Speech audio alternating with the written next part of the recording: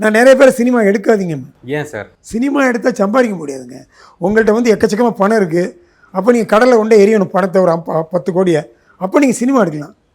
சரி, நம்ம வந்து கடலை எரிய வசூல் அதுக்கு மேலே வரும்ல, அப்படி இல்லையா? வசூல் அதுக்கு மேலே எடுக்கிறாங்க. எல்லாம் அது ஓடுற படத்துக்கு தானே வரும். எத்தனை படம் ஓடிச்சு? எத்தனை கோடி 150 கோடி எத்தனை படம் ஓடி இருக்கு? இப்போ 100 படம் ரிலீஸ் ஆயிடுச்சா? எத்தனை படம் ஓடுது? 2 3 4 4-5 படம் ஓடி. அவ்வளோதான் ஓடும். அவ்வளோதாங்க ஓடும். அதுக்கு மேலே ஓடாது. ஏன்னா ஒழுங்காக படம் எடுக்கிறது இல்லையா? நீ தான் மக்களுக்காக படம் எடுக்கிறியா? நீ சும்மா உனக்கு தெரிஞ்சே எடுக்கிற. மக்கள் வந்து அவங்கள அஃபெக்ட் பண்ணால் தான், அவங்கள வந்து பாதிக்கணும். படம் மனசை பாதிச்சா தான் படம் ஓடும். எத்தனை டேரக்டர் தெரியும் எமோஷனுங்கிற பற்றி? மனிதர்களுடைய எமோஷன் ஒன்று இருக்குங்கிறது எத்தனை டேரக்டருங்க தெரியும்? இத்தனை டேரக்டர் இருக்காங்கல்ல, அதில் ஒரு ஃபியூ பீப்புள் தெரிஞ்சிருக்கலாம்.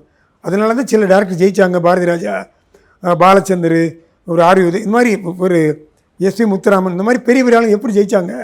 ஏசி திலோச்சன், யாராக இருக்கட்டுங்க, எப்படி ஜெயித்தாங்க? அவங்கெல்லாம் வந்து எமோஷன், கதையில் எமோஷன் இருக்கணும். பீம்சிங்கு அந்த காலத்துலேருந்து அவங்க எவ்வளோ எமோஷன் இருந்தது, குடும்ப உறவுகள் எவ்வளோ இருந்தது. இப்போ எமோஷன் இருக்கிற படம் தானே ஓடுது, குடும்ப படம் தானே ஓடுது, வேறு எந்த படம் ஓடுது?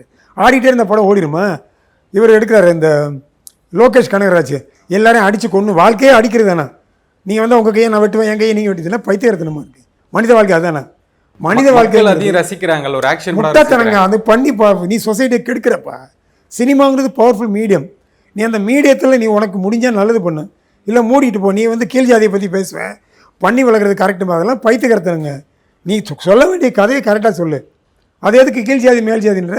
எதுக்கு நீ இப்போ பார்த்தாலும் வெட்டிக்கிட்டே இருக்க? எல்லாம் வீட்டில் வெட்டிக்கிட்டு இருக்கானா? உங்கள் வீட்டு பக்கத்து வீட்டில் கடை வெட்டிக்கிட்டு இருக்கானா? அவன் டெய்லி வாழ்க்கை தானே வாழ்கிறான். ஆஃபீஸ் போகிறான், வர்றான், சம்பாதிக்கிறான், படிக்கிறான், தூங்குறான், ஏதோ பண்ணிட்டு தானே இருக்கான். டெய்லி வெட்டிக்கிட்டு இருக்கானா ஒருத்தனை? இல்லை டெய்லி சண்டை போடுறானா? நீ ஏன்டா மனதை நம்ம கெட்டவனாக்குற? சண்டை போடுறதான் வாழ்க்கையா? அணைச்சி வாழ்கிறதாங்க வாழ்க்கை. Periyar Maniammai Institute of Science and Technology, Tanjavur. B.Tech Biotechnology with specialization in computer science and biology.